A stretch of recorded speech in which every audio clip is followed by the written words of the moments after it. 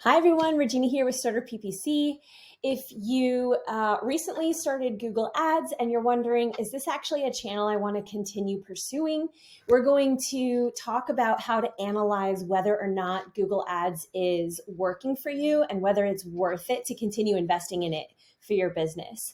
So the example that I'm using is a B2C e-commerce company, but it doesn't matter. I think that these concepts are universal and they apply to all industries. We're just going to be looking at some of the numbers, and mostly I'm going to be focusing on the ways that Google Ads affects your overall business as a whole.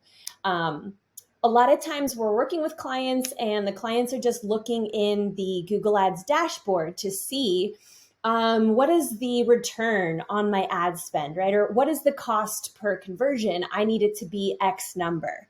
That used to be an acceptable way of analyzing Google Ads. It's not anymore. If you guys haven't seen my other video called ROAS is Shrinking, I would highly encourage you to check it out. And you know what? I actually take that back. That was never a way to fully analyze how Google is affecting your business and the value, the returns that it's bringing for your business. And I'm going to talk to you about why.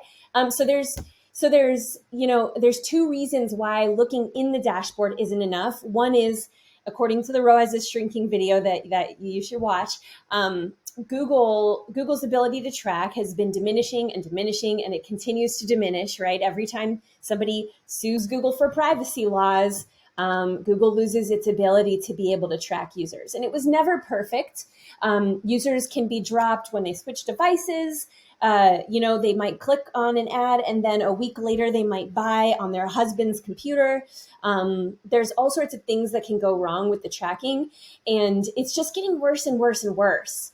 It used to be that if you were a B2C e-commerce company, you could say, I want a 3x ROAS, right? I want a 300% return, which means I want to spend $1 on an ad and I want to get $3 back, and that's going to cover my costs. And I want to be able to see that 3 in my dashboard. And it's just not acceptable anymore, because what used to look like a 3 in the Google Ads dashboard now kind of looks like a 2. So, and it's just getting worse. Every quarter that goes by, it seems to just lose its ability to track more and more. The other reason why it's not okay to just analyze the numbers in the Google Ads dashboard to see what your return is on Google is because there's so many other boost effects that Google Ads has on your business. And that's what we're going to go over today. So Google Ads, it's vast. It's everywhere. It can follow people around the entire internet.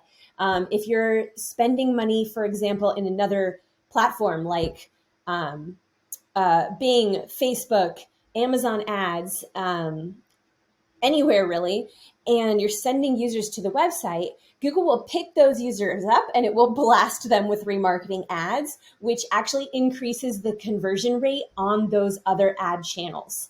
That's one thing that we're going to look at. And there's a myriad of other effects that Google has, and that's what we're going to explore together. So in this example, you'll see that the Google Ads account is about 3 months old. So we actually started, cost is in blue here. We actually started spending on September 20th. So that's why you see the blue going up the week of September 18th, $100 only that week because we started at the end of it. And then it goes up and up and up from there. There was a dip here. I don't know why. And then in December, we're spending the most ever. So we're going to analyze these 3 months for this business, and we're going to talk about how the overall business has been affected by the Google Ads spend. So I'm going to start by hopping into the client's Shopify store, where we can see, for example, the overall conversion rate, which is what I just mentioned, right? So Google is picking up all users that visited the website, not just users that clicked on an ad, and it's remarketing to them, right? So it's doing all these reminder image ads, which are called display ads, YouTube video ads, and it's following them around on all different websites and trying to get them to come back. It's not just doing remarketing that's causing this. It's also It also has smart bidding attached to it. So if that user who is in market to buy a product that you sell, right, which we know because they were recently on the website, Google will bid really aggressively on that user and be more likely at least to win the click and get a high good placement and spend more on that user when they're then searching again. So let's say they clicked on a Facebook ad 2 weeks ago, visited the website. Google's going to pick them up and try to remarket to them. But even if the remarketing has no effect, today when they're like, oh, I guess I better finally buy that gift for my mom, and they're searching, they're doing another search like they did 2 weeks ago to finally make the purchase. Google's going to go, oh my God, our guy is now doing a search again. Let's win this click. And it's going to bid more aggressively for that click and try to win that conversion. And even if the conversion doesn't show up in Google because, they clicked on a Facebook ad and they, I don't know, Google's tracking isn't very reliable these days. It's going to increase the chance of the conversion happening. And then Facebook, from its click 2 weeks ago, is gonna say, well, got a conversion, right? Because it's gonna look back 30 days and it's gonna say, well, they interacted with a Facebook ad 2 weeks ago. I guess we got a conversion. So that conversion rate on Facebook is gonna be boosted. That's just one small example. Also, well, we're gonna get into this in general, but here's the stat, right? So right now I'm comparing the entire date range that Google was running compared to the previous period, and you can see a 30% increase in conversion rate. You see that little green number right there? That's huge, you guys. 30% increase in conversion rate for the store as a whole on average, right? That's for all channels on average.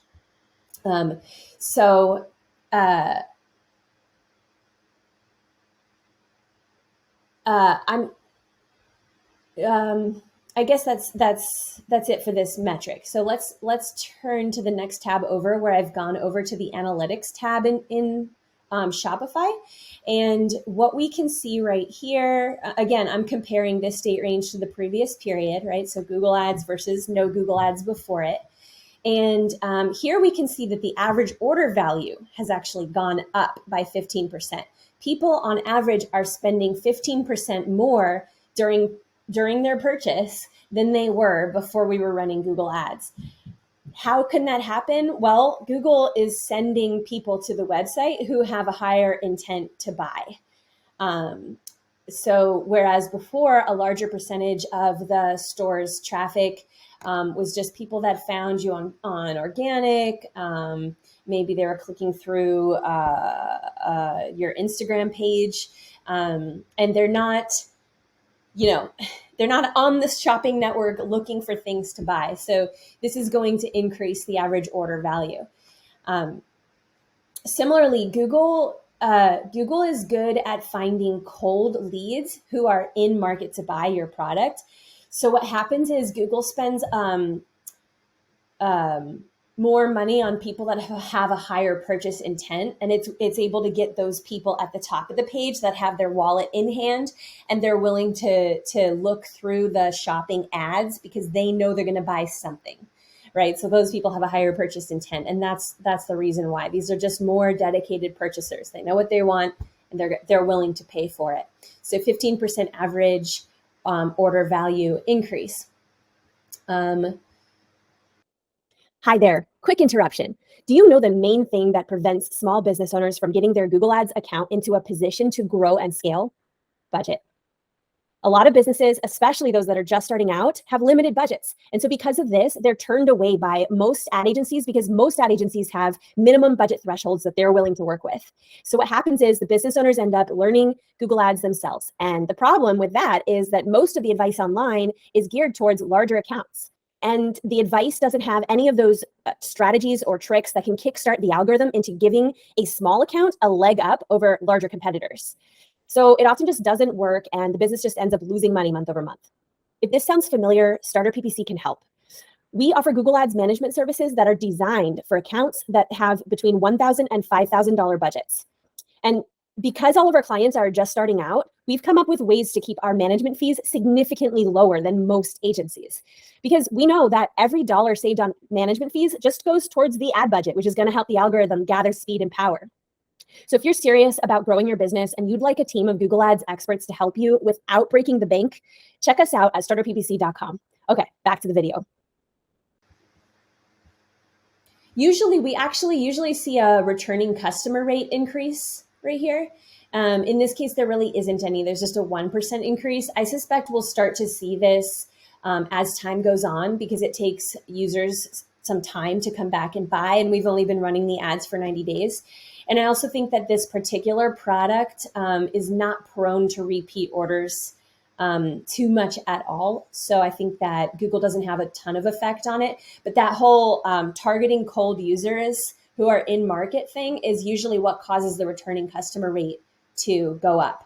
So what happens is in your Google Ads, your return on ad spend is going to stay consistent while your MER, your media efficiency ratio, right, which is your return on ad spend, but for the business as a whole, is going to go up and up and up. And why does that happen? Because your revenue is going up by getting repeat purchases from users that originally interacted with an ad, made a purchase, right? You paid for that click, that's the ROAS, and then they come back later and buy from your email list, and you didn't have to pay for that click. So that's why your MER, your media efficiency ratio, goes up and up and up, while your ROAS is supposed to stay stagnant while you grow. It should not go up. If it's going up, that means you're not growing fast enough. If your ROAS is getting higher over time, that means you can add budget because you're leaving conversions on the table, right? The market is ripe for you to spend more money if your ROAS is going up. So again, your MER should go up with repeat orders going up, but your ROAS should not. Yeah, I think this is interesting. Sales by source. So the Facebook, the current time window is in dark blue, and the old time window is in light blue. And you can see that there's more sales from Facebook and Instagram than there were before we were running Google Ads. I don't know whether this particular business increased their spend on Facebook ads, and that could be affecting this. But oftentimes we will see boosts in sales because of that whole conversion rate increase phenomenon that I mentioned. And by the way, if you're not already aware of this and you're running Facebook ads, Google's conversion metric will do the 30-day look back based on clicks and attribute the sale if somebody converted 30 days after they clicked. But it also bundles in a second metric that a lot of people don't know about, which is the 24-hour view-through conversion rate. What does that mean? That means if you're running Facebook ads and your ad scrolls past someone on their Instagram feed or their Facebook feed and they don't click on it, but a purchase happens within 24 hours, right? Without the click, Google will go ahead and include that conversion and attribute it to that ad that scrolled past them on the feed without a click. So that could have been Google, someone interacting with a Google ad within 24 hours because they never even clicked on Facebook. And so Facebook does this and it kind of pumps up the Facebook numbers a little bit. So just something to keep in mind. Okay, this is huge. This next one is huge. So direct traffic. Direct traffic is up by 93%, you guys. Direct traffic has nearly doubled since we have started Google Ads. Now, why does this happen, right? It doesn't seem realistic that someone would just wake up one day and be like, I'm going to type in a URL and go directly to this URL that I've never been to before and buy something. That's not happening. It's just being attributed as direct traffic. Why? Because Shopify cannot see that they interacted with an ad because the tracking was dropped. The tracking is not very reliable, and probably it was dropped in Google Ads dashboard as well. Although the tracking is slightly different for Google's algorithm versus Shopify's algorithm. So I think Google's slightly better at keeping track of those users and tracking them. But we will see this in analytics, which is a whole third type of tracking, right? So 93% increase in direct traffic, a huge percentage of that can be attributed to people that interacted with the Google ads.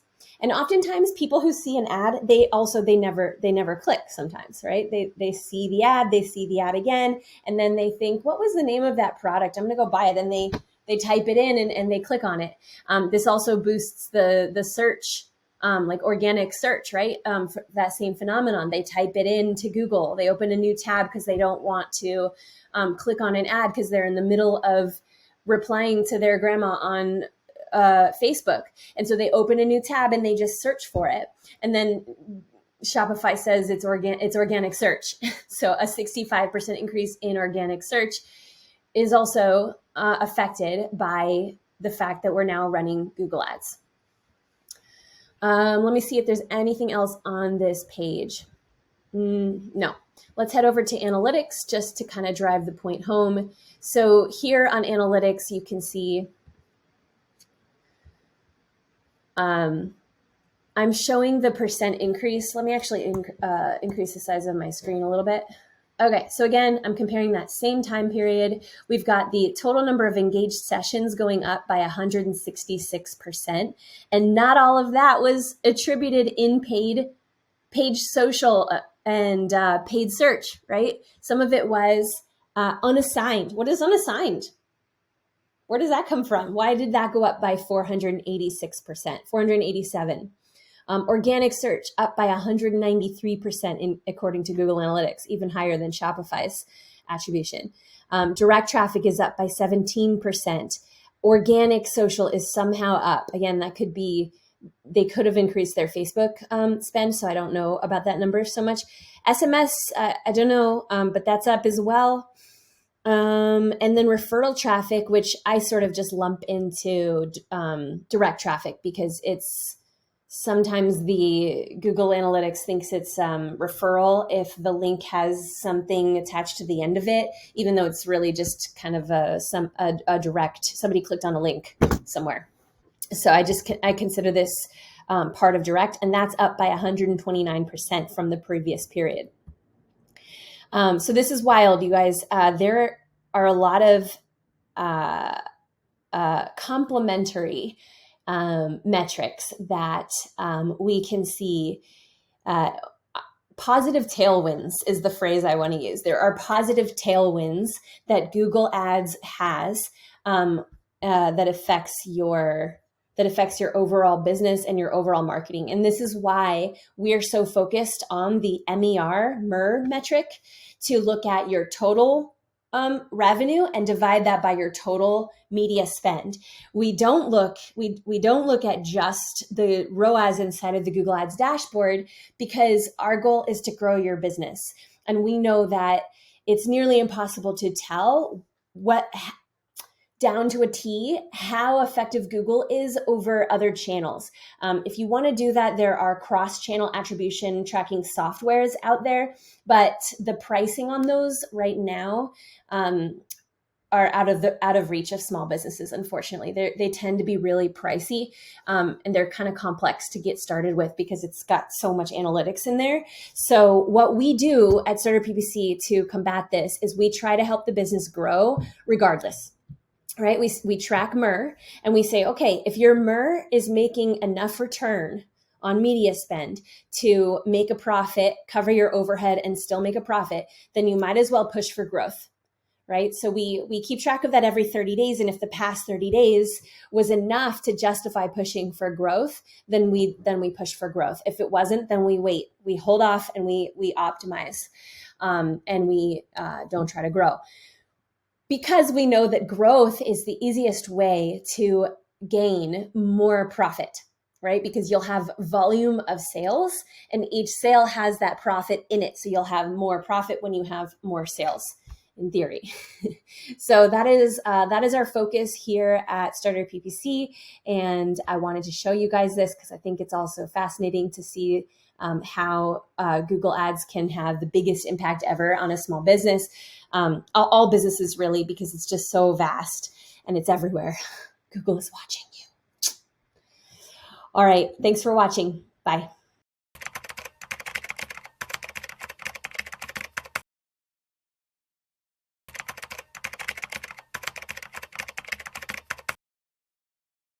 Hi everyone, Regina here at Solutions 8 and Starter PPC. All right, I have some data for you and it's exciting. Yes. So I basically have some proof that ROAS is shrinking over time. And what do I mean by that? So ROAS